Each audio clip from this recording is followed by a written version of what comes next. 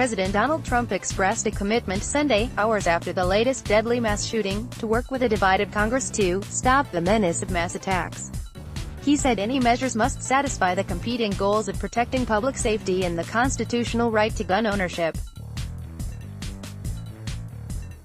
Trump spoke shortly after the death toll in Saturday's rampage in West Texas rose to 7 as authorities worked to understand why a man pulled over for a traffic infraction opened fire on state troopers and fled.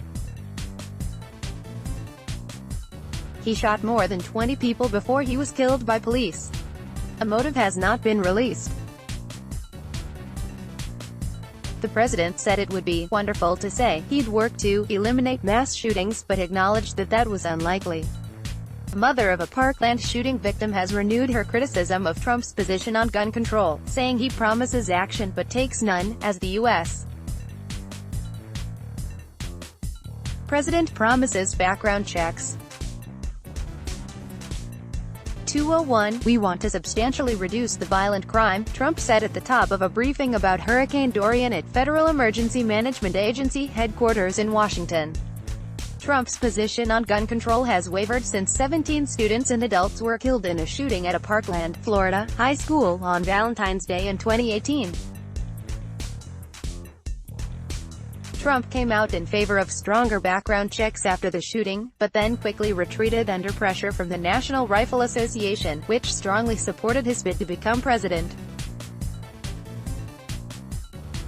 More recently, he has gone back and forth on the need for stronger background checks for gun purchases following the back-to-back shootings in El Paso, Texas, and Dayton, Ohio, that killed more than 30 people about a month ago.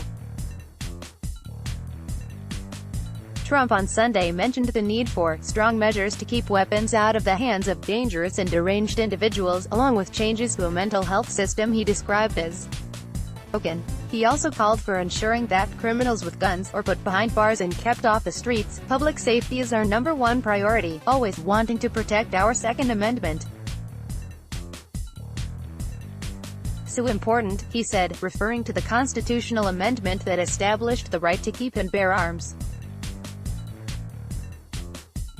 Trump told reporters earlier Sunday that he's been speaking to lawmakers from both political parties and people want to do something.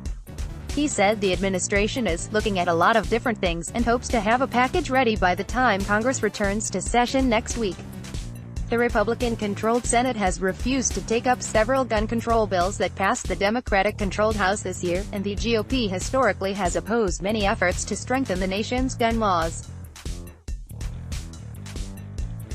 The death toll in the West Texas shooting rampage increased Sunday as authorities investigated why a man stopped by state troopers for failing to signal a left turn opened fire on them and fled, shooting over a dozen people as he drove before being killed by officers outside a movie theater. Sue Grodsky, The Associated Press. But Trump also seemed to cast fresh doubt Sunday on the merits of instituting more thorough background checks, saying they would not have prevented any of the recent mass shootings.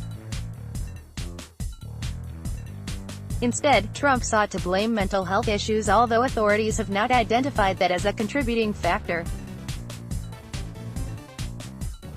For the most part, sadly, if you look at the last 4 or 5 shootings, going back even 5 or 6 or 7 years, for the most part, as strong as you make your background checks, they would not have stopped any of it, he said.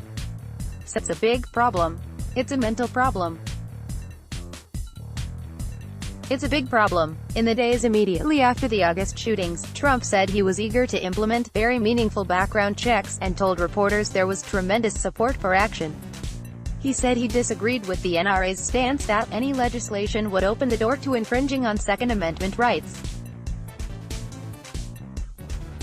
But the president has also acknowledged that his core supporters support gun rights, which highlights the challenge he faces to balance the politics of gun control before the 2020 elections.